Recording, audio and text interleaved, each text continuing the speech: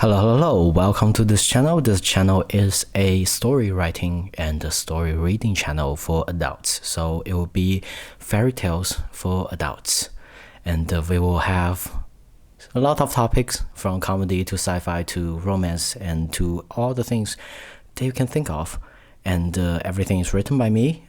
Everything is narrated by me. And hopefully you like my editing as well. I will write the story as a second-person narrative, so you will have an immersive experience. So in the next half hour, I'm going to read you a satire that I wrote about a comedian who somehow got a very special character, who somehow started a cult. I hope you enjoy the story and have a chance to go to my channel and enjoy more of the story that I have written. Enjoy and have a wonderful experience. See you in a bit.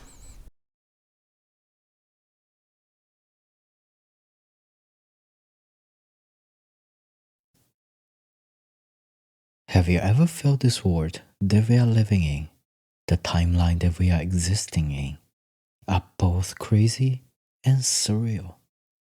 How many things happen by coincidence? And can our life be any more chaotic? Follow me, have fun, and enjoy this slightly absurd world where your joke of being a savior turned into a subcultural phenomenon, and you become the leader of many followers. Hello, fellow humans. This is Lots of Hope. Welcome to this episode of The Living Journey, where we escape and explore life in an alternate universe. Thank you for your support. Now, let's decompress. The laughing matter. Remembering your grandma always described you as the joy of the family. Whenever you entered the room, everybody would feel so happy that they would smile or even laugh. Maybe it was your presence. Maybe it was your way of speaking. Maybe it was just you being adorable. Or maybe it was just that you are a simple, bright source of joy for everyone. You just accepted that you can make people laugh, and it was perfect because you love telling jokes and you love making people happy. Naturally, when you have been told through your whole life that you can be a comedian, you wanted to be a comedian. In college, you went to a comedy club with your friends. The audience was on fire. Every comedian on stage got thunderous applause. Every joke built up on top of each other. And the final laugh almost took the roof off the building. You should try it. One of your friends pointed to a poster for open mic night and said, I bet you will be the craziest newcomer. Don't forget about us when you get rich. And she was right. When you got on the stage a couple of nights later, the room exploded. Before you could finish your set, you had to pause the set to rescue a bartender. The bartender couldn't stop laughing, trying to hold on to his dear life to keep the balance. He accidentally broke the beer tap handle and tumbled and fell. Going back to your dorm with your friends, one suggested you to start a social media account, recording your set and clipping them to gain followers. So the next week, when you came back to the club, doing your set again, the bartender found a chair and sat down. While you were talking about the story of your life, exaggerating the stories to make them funny, the whole club again bursted into loud, thunderous roars. Back in the dorm, while your friend taught you how to use the editing softwares for your videos, your friends couldn't stop laughing and had to turn off the volume to show you the process. While you were editing, the headphones had to be put on. so they wouldn't go from joyous smile to uncontrollable spasms. While you were trying to grow your followings online, you started to grow a thick skin. Even though the following number grew slowly, there were always haters who left nasty comments, attacking people who had watched you in person, saying the jokes were just okay, not worthy of the preposterously loud applause. Thankfully, as you learned to be more tolerant of criticism, your small audiences grew steadily in the club. People repeatedly came back to see you, some of whom you suspected grew a little hysterical, almost like addicts, demanding and begging you to do more sets so they can enjoy it. Even when you were repeating similar materials, they still came back religiously. Close to the graduation, you talked to the club owner, explaining that you wish for some connections and recommendations in the new city that you'll be living in. The club owner sent text to a couple of the people that he knew and got you linked up with new gigs. Moving into the affordable apartment on top of the abandoned large street-front retail space, with residue from the removed stickers on the store sign that says church. Working a daytime job for the first time, writing materials, and having to go on stage twice a week, plus moving, making new friends, editing your own videos, managing the small social media platforms, all combined together pushed you over the limit. When you woke up in the hospital, the doctor explained to you that you should rest more.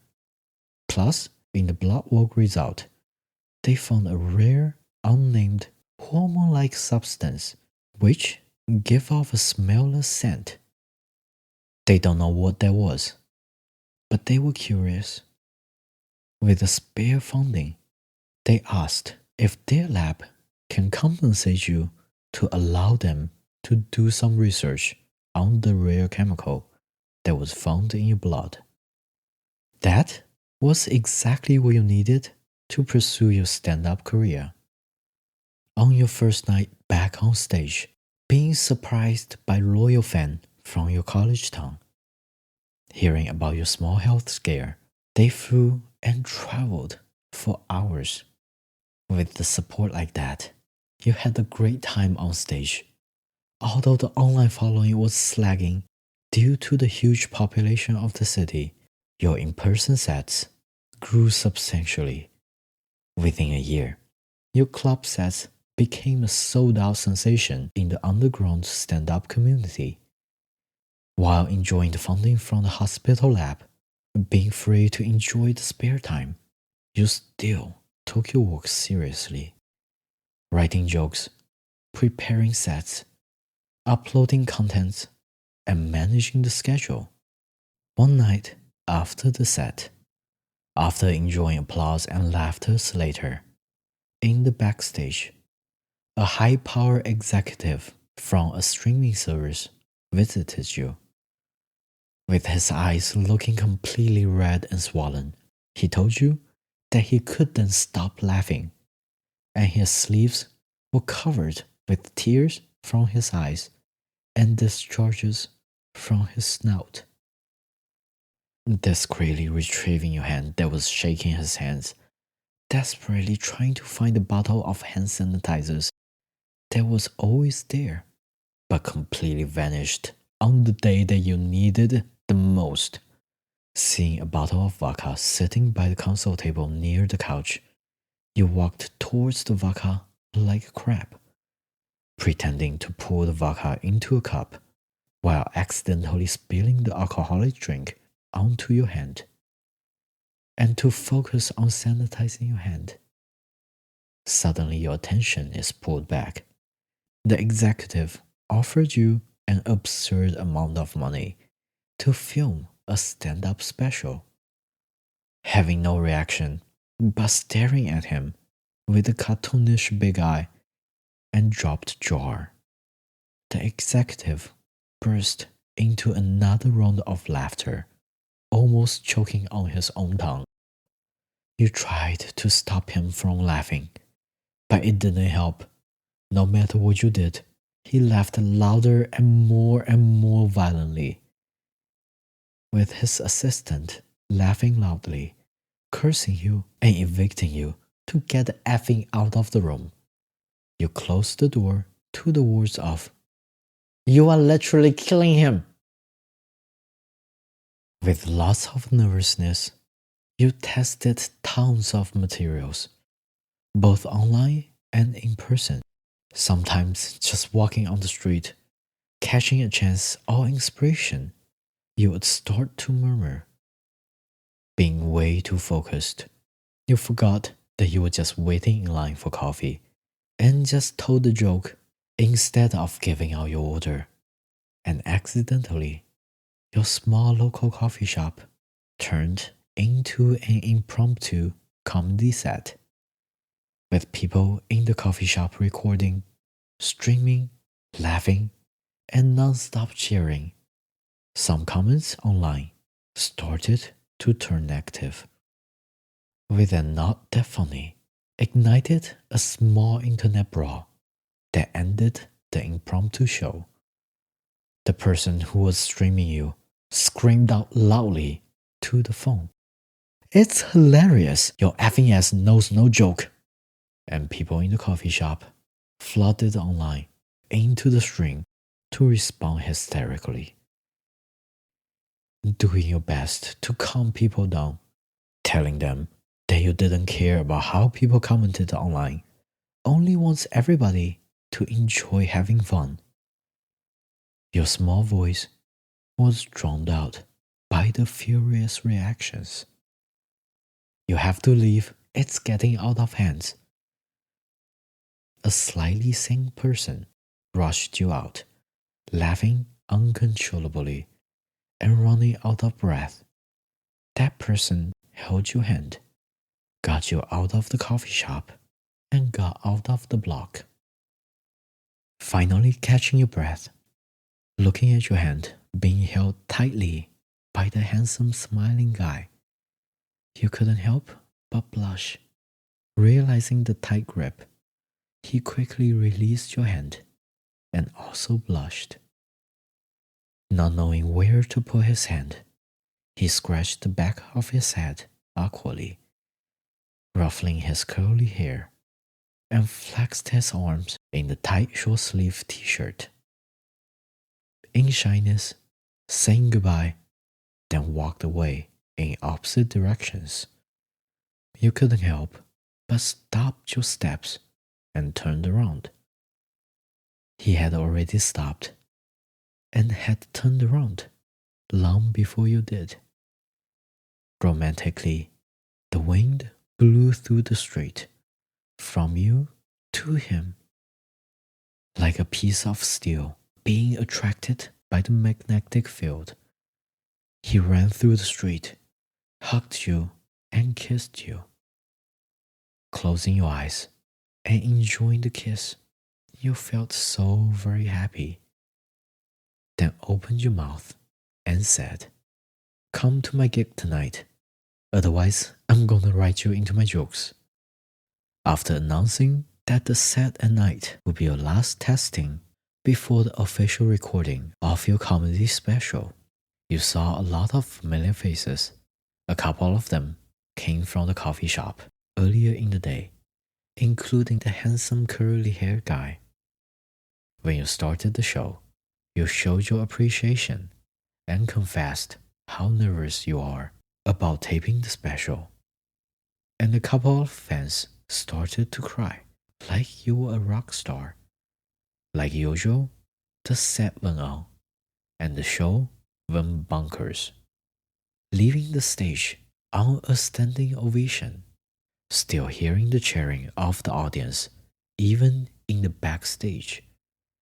While the club owner tried to calm everybody down, you received a phone call from the streaming executive, telling you that the reaction to the streaming in the cafe went viral, causing a huge fight on the internet with a group of staunch supporters who had seen your act in person against a bunch of negative voices claiming that your act is just average. And one of the person from the cafe reacted to the haters so neurotically that he didn't stop rebuking the haters for hours and had to be transported to the emergency room when the person was on his way to your set tonight.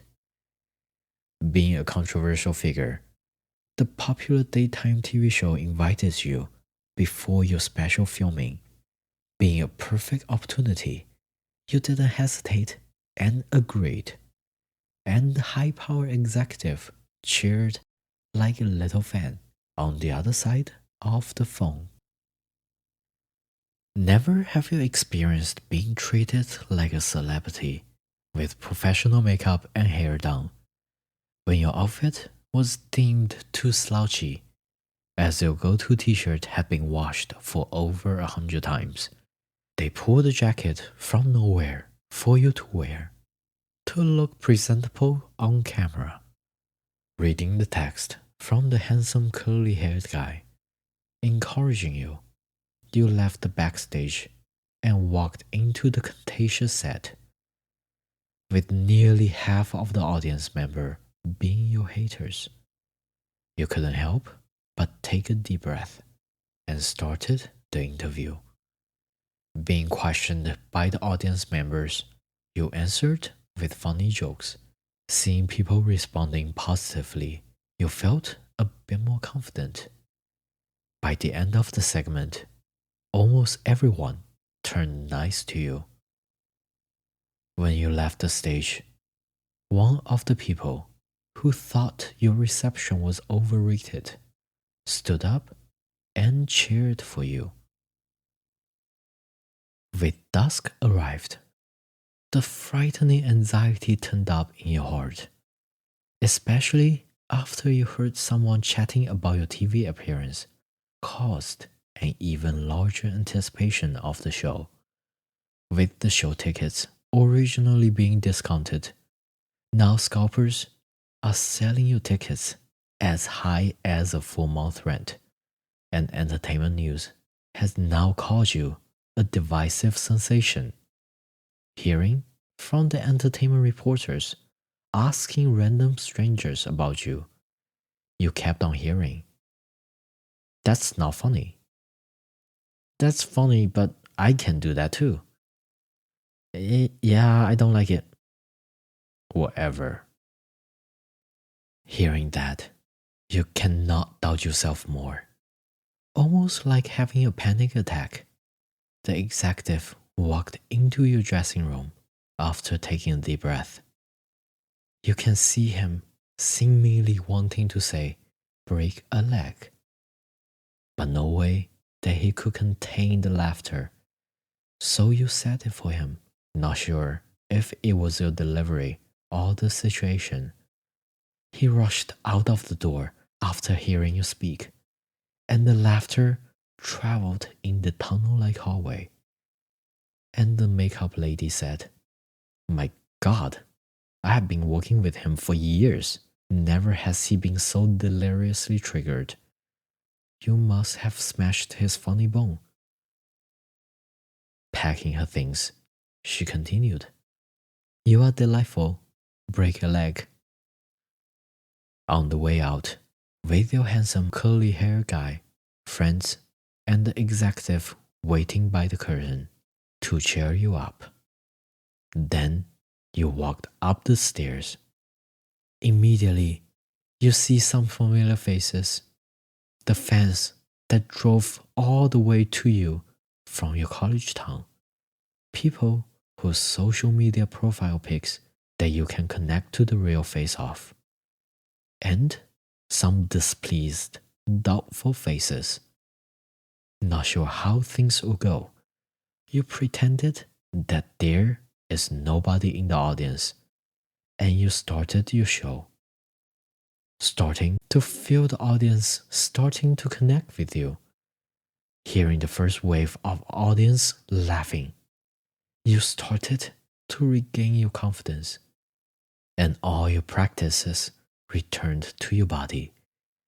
Feeling so confident, you went off the script and freestyled at the end of the whole set, and joked to declare that you are now the messiah of comedy. While anticipating the press tour and the release of your special, you took a small break from working, casually going to visit your new curly-haired boyfriend at his small legal practice. Having lunch together, he casually mentioned that he kept feeling himself falling head over heels for you. The more you hang out, the more he thought about you, and the joyous sensation that he felt grew by the day. As you were kissing in the conference room, almost like nobody else existed, the call from the lab broke the trance. On speaker, they requested a bit more of the samples from you due to an odd incident in the lab, which an intern stole the remainings of your vials. Hanging up the phone, your now boyfriend turned a bit serious, giving you advice to protect your rights on the result of the study.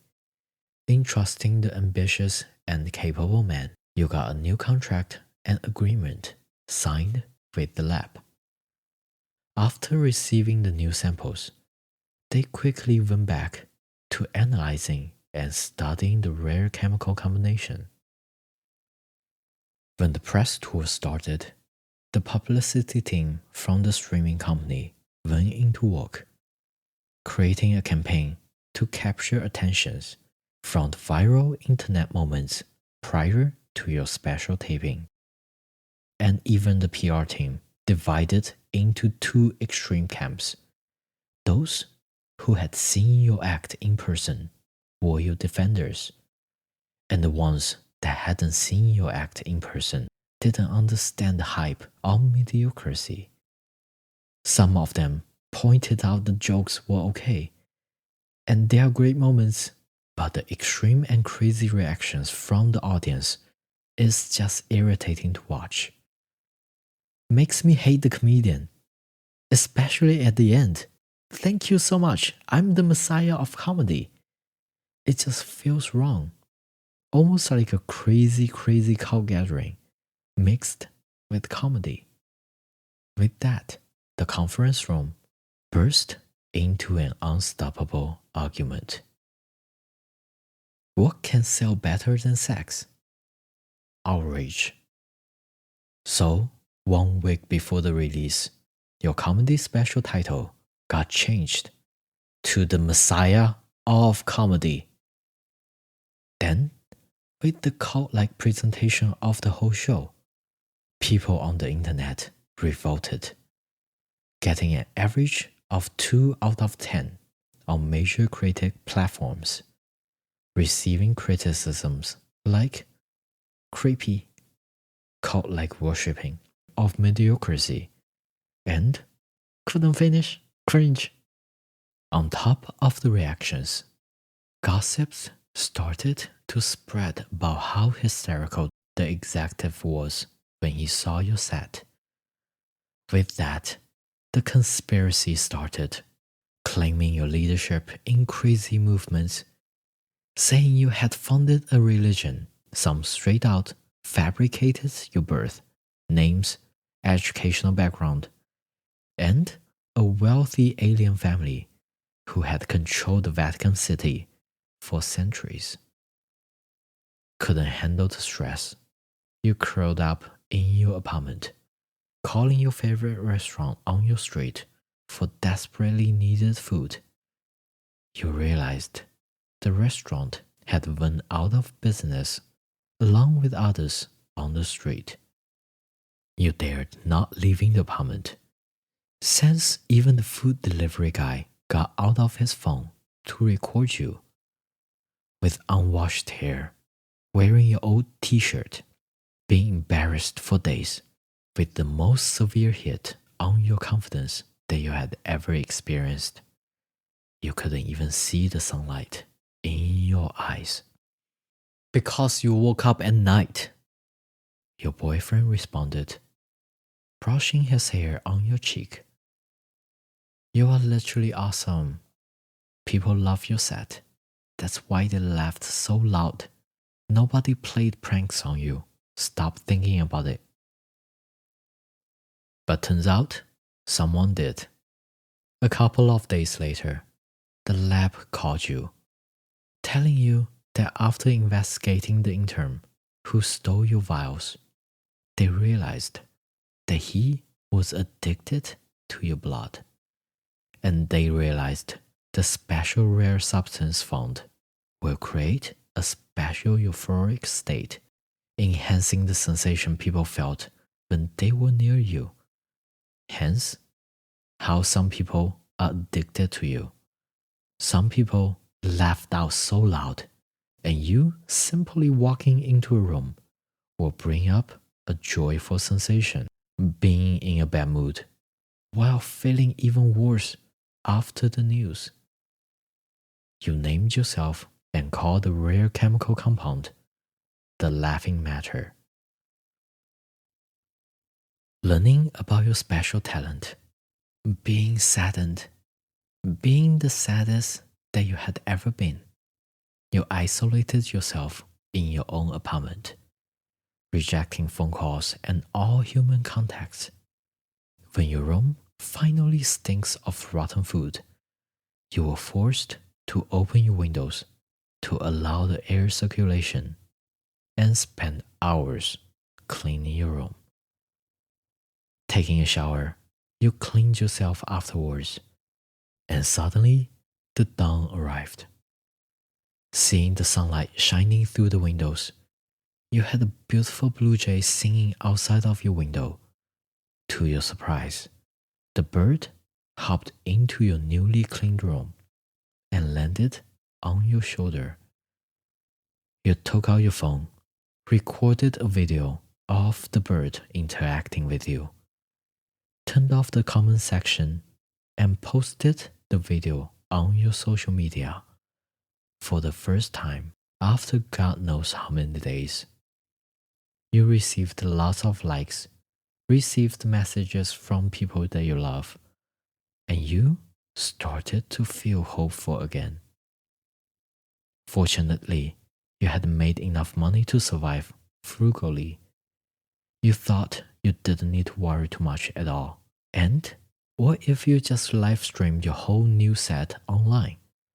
Without the audience, maybe there would be a new style of comedy. Feeling motivated, you went through your notebooks, covering your face to walk around outside, while slowly gathering strength and writing more materials and jokes, thinking that it is always the darkest before dawn. You started your live stream, testing the material without an audience. You found yourself being in another level of hell, going from extremely enthusiastic reactions and laughters to complete silence and extreme awkwardness. You learned that sometimes after the darkest time comes the pitch black period. Yeah, it didn't work. Sorry. With the apology, you ended the live stream. Without even going online, you knew you had caused a new wave of mocking and meme creating. When your boyfriend came around after days or weeks of not seeing each other, you hesitantly opened the door. It's so nice to see you again. After being told the sweetest words, after didn't feel the human connection for a long while, you couldn't help but drop all your defenses and dropped into his arms. He continued, go back to the clubs, do your shows in person, stay off the internet as much as possible. You can't make everyone in the world to like you. Just make the ones that come to see you in person like you. That should be enough. You need the fun, and people have fun around you. I mean, it's proven scientifically. Days later, sitting in the backstage, feeling anxious while waiting for your boyfriend to come back with the signed acknowledgement form on you and the laughing matter. And when he came back with all the signed forms, you couldn't help but ask. They must have thought it is part of the act. I didn't realize how absurd this whole thing is. Almost as if nothing in this world is real anymore. Doing your sets and shows night after night, shows after shows, going from clubs to clubs, even traveled a bit around the country. You started to build a solid following and gained a reputation of having the best in-person show ever. And the magic of the laughing matter really is enchanting. The executive pulled some strings, testing your new materials on a fresh production team for another potential special. But it didn't really go your way. A producer tried her best not to be mean, but she said, "Forgive me if I hurt your feelings. I do like your jokes. A lot of them I would laugh out loud. But the truth is, without audiences, stand-up doesn't really work. And your audiences are crazy. It makes me uncomfortable to watch. It's extremely cringe, as if I'm watching a mega church pastor telling the jokes to make the audiences to have religious orgasm.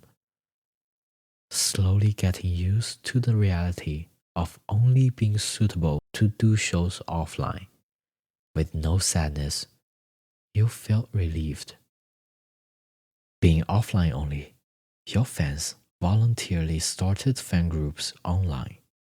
Although you are a ghost-like figure on the internet, your online presence was big. There are lots of people secretly recording your sets in the club, defending you online, buying and reselling your merch, spreading words about your up-and-coming shows, and continuously joking that you are their religious leader, the Messiah. A reporter called you for a comment about your online cult following while you were getting home from grocery shopping with your boyfriend. Standing on the street, facing the faded church sign, you jokingly said, "That truly proves me as the Messiah of comedy then." As your boyfriend shook his head, trying to hold back his laughter, you realized that you had slowly grown into a true comedian who doesn't care about the backlashes from the world, as long as it's truly funny. And of course, with the backlash, you received a call from the executive, encouraging you to go out of your comfort zone, escaping from being a supporting act, maybe building a camp for yourself where you can take charge of your own performances instead of going from clubs to clubs, having your own steady business, going on the road once in a while when you are tired of your own place. Walking by the abandoned retail space for the 10,000th times, staring at the faded sign of church, you walked closer to the windows. Peeling off the paper that covered the window, you see the interior of the space. It truly was a small church. Even with the godly business being stopped, the altar platform at the end of the space and the countless benches facing the stage still gave you an idea. Inspired by the executive, with the legal advice from your boyfriend, and the business advice from all the club owners that you had worked with, You took a large gamble, leased the retail space, invested all of your savings, and opened your own comedy club. With your years of work, building up your offline following, the grand opening night was packed with people who loved you, people who worked with you, and comedians who you had made acquaintances of came to support you. And the word spread. More people who were looking for a fun time joined, lightened up the whole street, creating a vibrant scene, like a small seed sprouting, signaling the return of spring. With time progressing, as people and businesses start to return, you also open the space up to be a community hangout center for gatherings, organizings, book reading, and so many other meaningful activities. At night, when you get back on the stage, you will open up the set with the running joke that you are the messiah of comedy. After legions of laughs and a real fun time later, you will end your set with encouragement for everyone to treat each other nicely and say, "That's all for tonight's teaching. I love y'all. Have a wonderful night." That's all for this episode of The Living Journey. I truly am grateful for your time. Feel free to leave your reviews. Please like, follow, or subscribe. Do share this show so we can grow together. Until next time, lots of hope. Signing out.